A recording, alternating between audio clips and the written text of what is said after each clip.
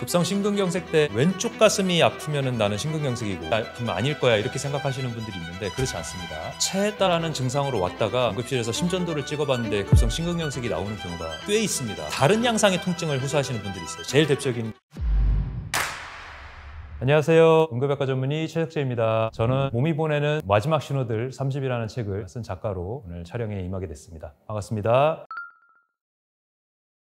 제일 위험해 보인다라고 신경 써야 될 환자는 당연히 의식이 없는 환자죠. 처음 들어올 때부터 불러도 반응이 없고 혈압 맥박 안 재지는 그런 상태면 당연히 심폐소생술을 해야 되는 가장 위급하고 중증인 상황이라고 볼 수가 있는데요. 그렇지 않은 의식이 있는 환자 중에 제일 긴급해 보이는 환자는 가슴을 움켜쥐고 식은땀을 흘리는 환자들이 종종 오게 됩니다. 식은땀이 되게 무서운 거거든요. 뭔가 혈압이 떨어지고 있다는 증거거나 이럴 수가 있는데 특히 이제 가슴을 움켜쥐었다는 거는 심장 쪽이나 대혈관에 문제가 있다는 증거이고요. 혈압이 떨어지고 있는 중일 가능성이 높기 때문에 굉장히 위험한 상황이다라고 직감적으로 알게 됩니다. 응급의학과에서 가장 중증으로 보는 질환이 세 가지가 있습니다. 3대 중증 질환이라고 하는데요. 그 중에서 하나는 심근경색, 심장혈관이 완전히 막혔을 때 발생하는 심근경색이고, 두 번째는 뇌졸중, 세 번째는 중증 외상인데요. 그 중에서 심근경색이 훨씬 중증도는 심합니다. 사망률도 높고 현장에서 사망할 확률도 높고 응급실에 와서도 치료 중에도 사망할 확률이 높은 게 심근경색이기 때문에 제일 중증인 질환은 역시 심근경색이라고 봐야겠죠. 심혈관이 막히기 전에 심혈관 상태가 안 좋은 경우가 많아요. 심혈관이라는 게 우리가 관상동맥이라 그래서 심장이 뛸 때 심장 근육을 먹여 살리는 혈관이거든요. 심장이 그 안에 피가 차 있다 그래서 심장 근육이 움직이는 게 아닙니다. 따로 그 심장 근육을 먹이는 혈관이 있는데 그게 세 개이기 때문에 그 세 개가 관을 뒤집어 놓은 것처럼 생겼다 해서 관상동맥이라고 부릅니다. 그 세 개 중에 하나가 막히는 거를 우리가 심근경색이라고 하는 거거든요. 그런데 굵은 혈관이 완전히 막혀버리면 그 자리에서 쓰러지는 경우도 있지만 그 전에 어떤 증상들을 나타내는 경우도 있습니다. 그게 협심증이라는 건데요. 심장혈관이 좁아지는 과정에서 나타나는 증상입니다. 50% 이상, 70% 가까이 좁아지면 계단을 오른다든지 추운 환경에 갑자기 노출이 된다든지 급한 스트레스를 받는 상황이라든지 이럴 때 심장혈관이 확 쪼그라들면서 근육이 허혈 상태, 산소를 못 받는 상태가 되는 거죠. 그러면서 극심한 통증이 나타날 수가 있어요. 다만 이 통증은 1분 정도 이내로 사라지는 경우가 대부분입니다. 운동을 안 하고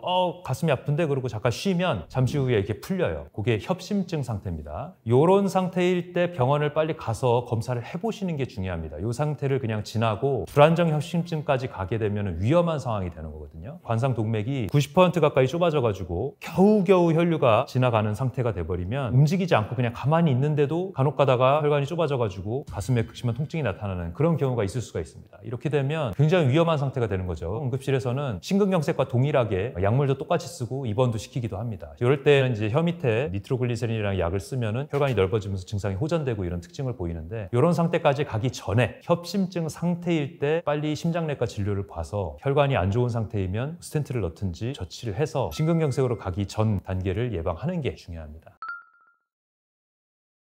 체했다라는 증상으로 왔다가 응급실에서 심전도를 찍어봤는데 급성 심근경색이 나오는 경우가 꽤 있습니다. 1년에 거의 3-4 케이스는 보는 것 같은데요. 그런 정도로 자주 보게 되고요. 그냥 체했다라고 생각하고 식은땀까지 나거나 아니면 약간 호흡곤란이 있거나 흉통도 동반됐거나 전에 흉통이 있었거나 고위험군이거나 이런 분들은 단순히 체했다고 생각하지 마시고 이게 심장 쪽 문제가 아닌지 확인할 생각을 하셔야 됩니다. 그래서 응급실에서는 체했다고 오든 뭐든 간에 내과적인 증상으로 복통으로 오든 흉통으로 오든 내과적인 질환으로 온 모든 환자한테 심전도를 찍는 그런 루틴이 생겼는데요. 왜 그러냐면 체한 것뿐 아니라 기운 없어요, 숨 차요 이런 걸로 왔다가 심근경색을 진단받는 경우가 꽤 있기 때문에 내과적인 증상 전체적으로 심전도는 꼭 확인하는 걸로 프로토콜을 짜고 있습니다. 거의 대부분의 응급센터가 다 그렇게 하고 있을 거예요. 그런 정도로 심근경색에 다른 곁다리 증상들이 많아요. 특히 당뇨가 오래되셨거나 연세가 많거나 중년 여성 이상인 분들에서 이런 일이 많거든요. 남성 같은 경우는 흉통을 좀 더 적극적으로 느끼는데 그 외에 여성분들은 비전형적인 심근경색 증상으로 응급실을 찾는 경우가 더 많습니다. 특히 체했다고 오시는 경우가 많은데요. 남의 얘기가 아니라 사실 저희 장모님도 그런 상황으로 심근경색을 진단을 받으셨죠. 음식 장사 하신다고 무리를 너무 한 거죠. 3일 전부터 체한 것처럼 답답한데 병원 가실 생각은 안 하고 일 준비하신다고 무리하시다가 3일 뒤에나 내과를 갔더니 심근경색 지나간 심전도가 나와가지고 깜짝 놀라서 제가 근무하는 병원으로 옮겨서 시술을 한 적이 있습니다.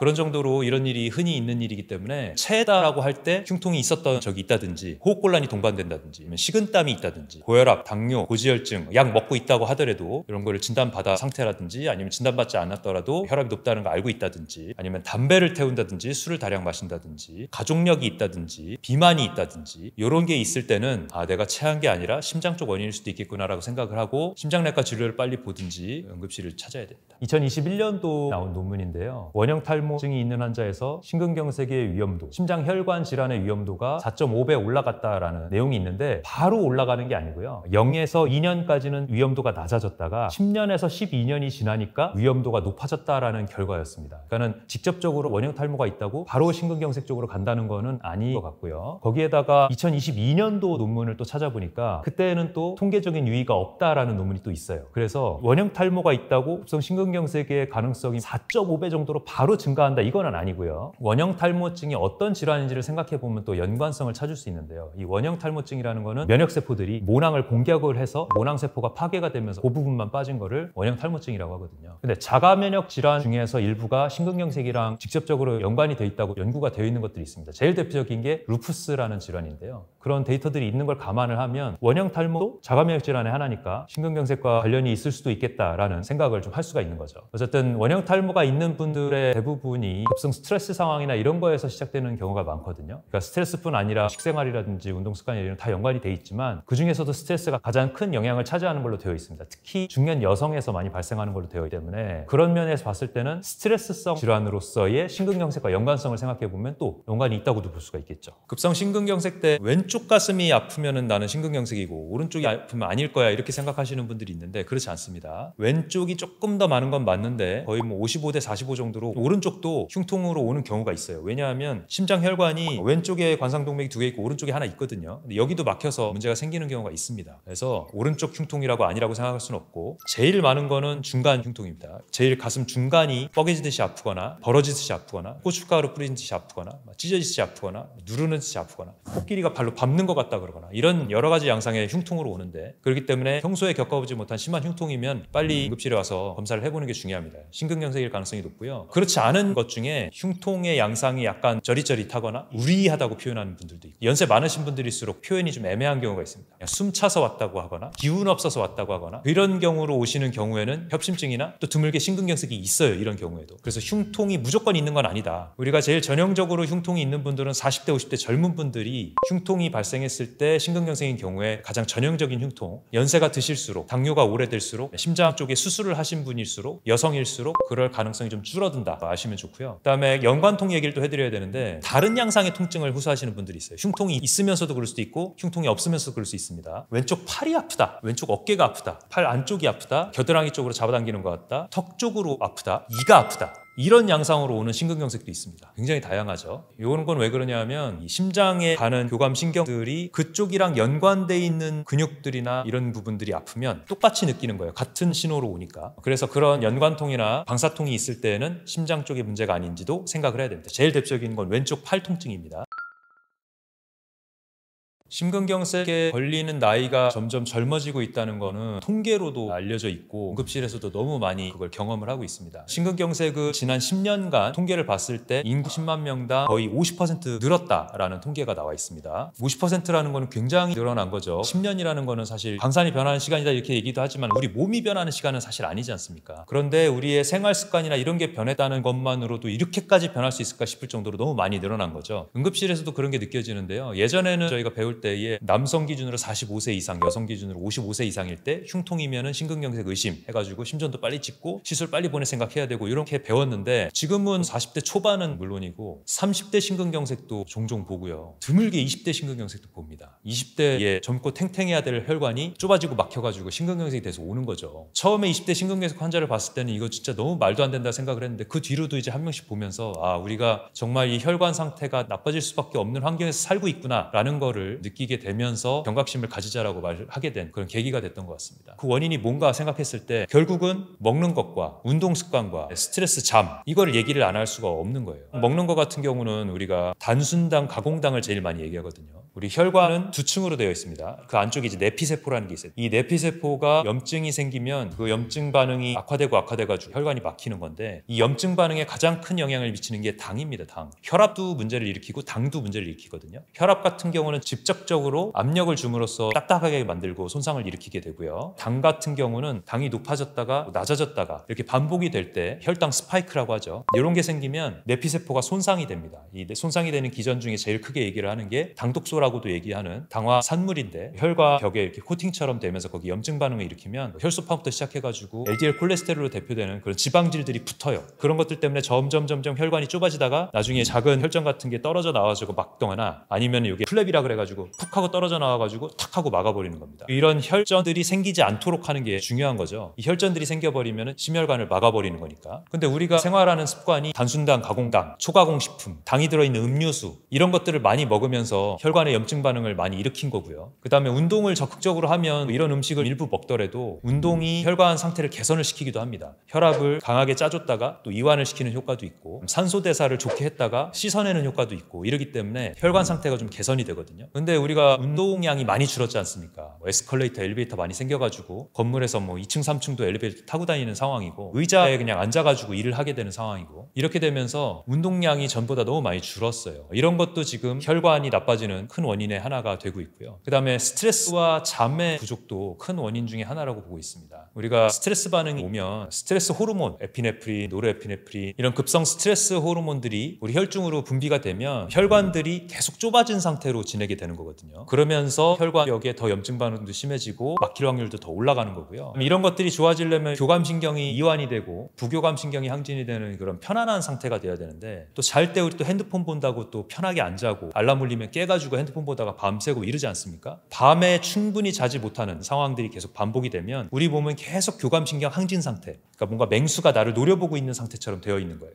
그러면 그때는 스트레스 호르몬들이 혈중에 계속 분비가 되는 상태인 겁니다. 이럴 때는 우리 몸이 어떻게 되냐면 동공은 커지고 근육에 힘은 들어가고 소화 기능이라든지 면역 기능이라든지 이런 급하지 않은 기능들은 다 밀어버려요. 혈류가 걸로 안 가고 근육 쪽으로만 긴장돼서 가게 됩니다. 이렇게 되면 우리 몸은 혈관 악화에 더 악영향을 가는 쪽으로 가는 거죠. 그래서 이 세 가지 말씀드렸죠. 식생활, 단순당, 가공당, 초가공식품을 제외를 하고 복합 탄수화물로 먹고 초록색 채소로 먹고, 이런 식습관을 가지고, 두 번째로 충분한 운동을 자주 해줘가지고 우리 몸의 혈류들을 계속 개선을 시키고 앉았다가 발생하는 혈전 질환들은 예방을 하고, 세 번째로 스트레스와 잠 박탈되지 않도록 충분히 자고 불면증 되지 않도록 미리 명상 같은 거 잘 배워서 활용을 하고, 이런 것들이 되면 20대의 심근경색을 보지 않는 사회가 될 텐데, 우리가 너무도 그런 환경에 노출이 돼서 살고 있는 거죠. 그러다 보니까 심혈관 질환 나이가 점점 낮아지다 못해 20대 심근경색을 보게 되는 상황인 겁니다.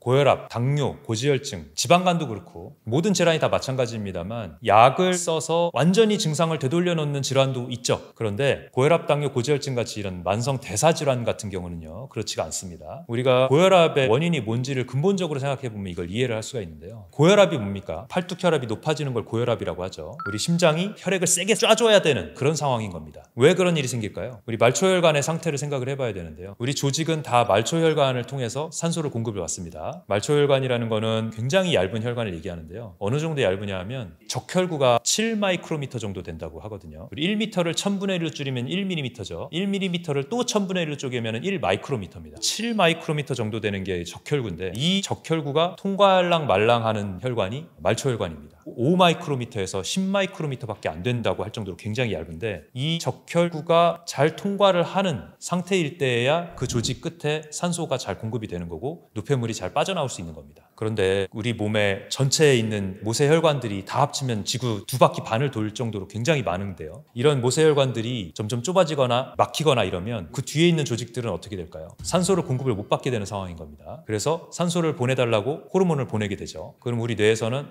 혈압이 더 올려야서 그 조직 끝에까지 압력을 보내야 산소를 공급할 수 있겠구나, 이렇게 판단을 하고 혈압을 올리는 호르몬을 보내게 되는 겁니다. 이렇게 해서 혈압이 올라가는 건데요. 혈압이 올라간다고 말초에 있는 혈관이 뚫리나요? 우리 뚜루뻥으로 뚫는 뚫는 것도 아니고 좁아지고 막힌 거는 그냥 그대로인 겁니다. 그러니까 압력이 올라갔지만 혈압만 높아지는 거지 말초혈관의 상태는 개선되지 않는 거죠. 그래서 고혈압을 치료를 하려면 혈관 상태 자체를 개선을 해야 됩니다. 고혈압을 우리가 약을 먹는 거는 혈압이 올라가게 되면 많은 문제들이 생겨요. 혈관들이 빨리 망가지죠. 혈압이 강하게 압력이 주어지게 되니까 혈관이 딱딱해지고 혈관벽이 빨리 망가지게 됩니다. 그래서 그걸 예방하기 위해서 혈압을 낮추는 건데요. 터지기도 하고 이러니까 낮추는 건 필요합니다. 당연히 혈압약 써야죠. 하지만 혈압약 쓰고 나서 끝나는 게 아니라 혈압약이 없어도 말초혈관까지 산소가 잘 공급이 되는 환경을 만드는 게 근본적인 치료인 겁니다. 그러려면 식습관, 생활습관 완전히 다 바꿔야 되겠죠. 그냥 지금처럼 먹고 살면서 혈압약을 하나 쓰다가 2개 쓰다가 3개 쓰다가 이러면서 평생 사는 게 아니고 혈관 상태를 개선을 하지 않으면 말초혈관의 상태는 결국 돌아오지 않고 계속 악화되는 겁니다. 수많은 문제들이 생기게 되죠.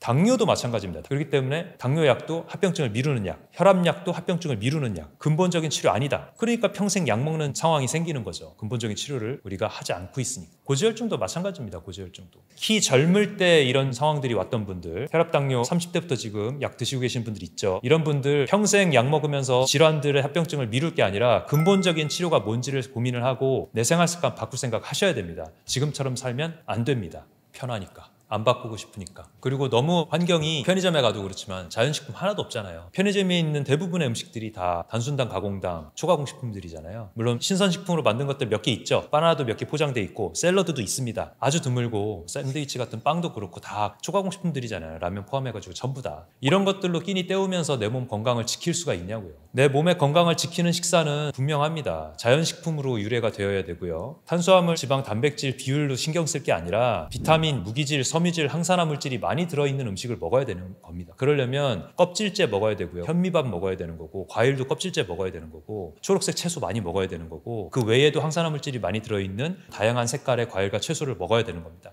이런 걸로 최소한의 조리를 해서 먹어야 혈관 상태도 개선을 하고 당 대사도 좋아지고 인슐린 저항성도 해결이 되는 거지 지금 먹는 것처럼 라면, 빵, 떡, 면, 과자, 음료수 이런 거 먹으면서 그러면서 내 몸의 건강을 지킨다? 불가능합니다. 불가능해. 지금 얼마나 심각하냐 하면 초가공식품에서 그런 얘기가 나오는데 미국이랑 영국의 인구는 열량의 60%를 초가공식품으로 채우고 있다라는 그런 연구 결과가 있다고 합니다. 우리나라는 25% 정도라고 얘기를 하는데 제가 볼 때는 그건 예전의 얘기고요. 지금처럼 식생활을 해서는 거의 뭐 40%, 50% 정도는 거의 선진국 수준으로 초가공식품으로 거의 대부분의 열량을 채우는 게 아니죠. 때우고 있을 거로 생각을 합니다. 그러면 혈관이 얼마나 빨리 망가지겠어요. 고혈압, 당뇨, 고지혈증 피할 수가 없는 겁니다. 그것만 문제예요. 다낭성 난소증후군, 피부질환, 관절염, 불면증, 이제 마지막에는 암까지 다 대사질환이거든요. 이런 것들에 노출이 되는 겁니다. 지금 뜨끔하신 분들이 있죠. 해결 안 하고 그냥 약만 먹어서 해결하려고 하면 이런 질환들 결국은 오는 겁니다. 그렇기 때문에 근본적인 치료 생각을 하셔라 제발 좀 말씀을 드리고 싶습니다.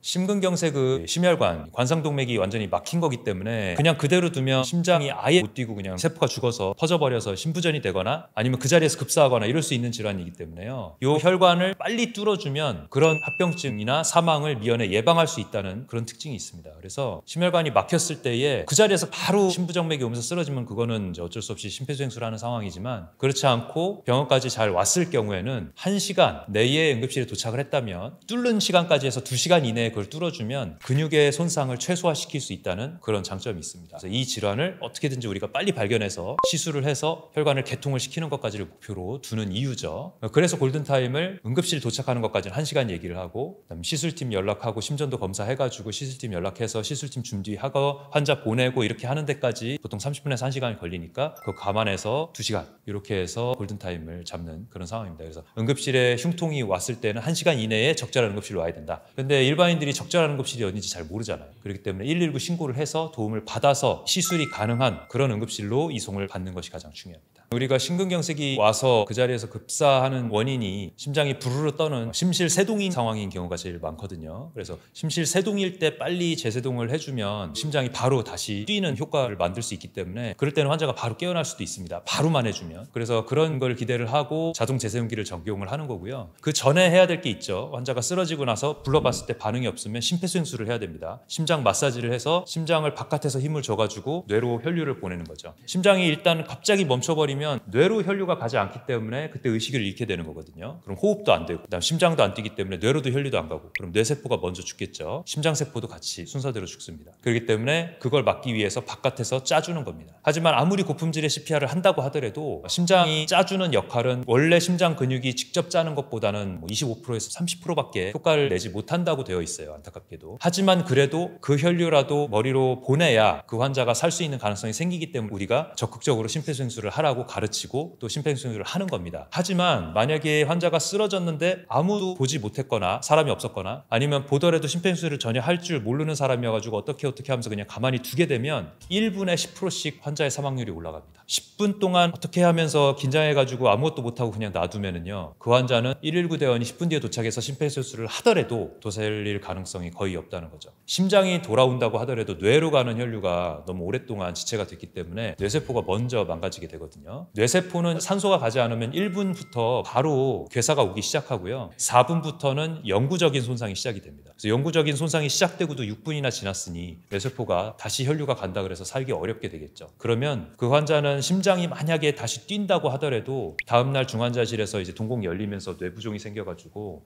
뇌사 쪽으로 가게 될 가능성이 되게 높습니다. 그런 일을 저희 응급의학과 의사들은 많이 보게 되기 때문에, 그래서 환자가 갑자기 길에서 쓰러졌다, 가슴을 움켜쥐고 식은땀을 흘리면서 가슴 아파 이렇게 하면서 쓰러졌다 이랬을 때 바로 옆에서 여보세요 불러보고 119 신고해주세요 하고 그 다음 자기가 심폐소생술을 하는 그런 가장 행운의 상황이 벌어져야 그 환자가 살 수 있는 기회가 생기는 겁니다. 그렇지 않고 5분, 10분 이렇게 지연이 되면 그 환자는 살릴 수가 없다, 응급실에 와도 살리기 어려운 경우가 많다. 요즘 사실 남이 쓰러졌다 그래서 내가 달려들기 좀 어려운 상황이죠. 코로나도 있으면서 그런 것도 많이 겪었고, 남의 일 겪었을 때 소송의 위험이라든지 이런 것들도 좀 걱정을 하고, 물론 법적으로 착한 사마리아인 법이 통과가 돼서 법적인 책임 중에 형사적인 책임은 면하는 그런 법이 통과는 됐지만 그래도 민사적인 책임에 대해서는 아직까지도 완전히 해결은 안 되고 있는 게 현실입니다. 그래서 깨어난 환자가 내 집 어디 갔어? 나를 왜 가슴을 눌러갖고 부러뜨렸어? 이렇게 되면 곤란해지는 게 아직은 현실이긴 하거든요. 그렇다고 하더라도 내 가족이 쓰러졌거나 친지가 쓰러졌거나 친구가 쓰러졌거나 이럴 때에는 내가 심폐소생술을 할 수 있느냐 없느냐에 따라서 그 사람의 생명이 더 살 수 있느냐 아니면은 거기서 놓치느냐가 결정이 된다고 보셔야 됩니다. 그런 면에서는 심폐소생술을 정확하게 할 줄 알고 그다음에 언제든지 적용할 수 있게 자신감을 갖고 연습을 해가면서 관리를 하시는 게 필요하다 생각이 됩니다. 일단은 최대한 고품질의 CPR을 하려면 환자의 흉곽 전체의 3분의 1 이상인데요. 물론 흉곽이 더 큰 사람, 뚱뚱한 사람이면 더 그게 길어질 수도 있는 거겠죠. 하지만 시술자가 심폐소생술을 해야 되는 사람이 그 힘이 안 되면 그러면 이제 최대한도로 자기가 심폐소생술을 하면서 다음 도와줄 수 있는 더 최고 큰 사람이 올 때까지 역할을 해야 됩니다. 어차피 고품질 CPR을 하려면 2분 정도 제대로 압력을 주면 팔을 완전히 쭉 펴고 허리로 심폐소생술을 하거든요. 이렇게. 근데 이렇게 제대로 하려면은 2분 이상 못 해요. 2분이라는 거는 1분 동안 우리가 100회에서 120회를 이제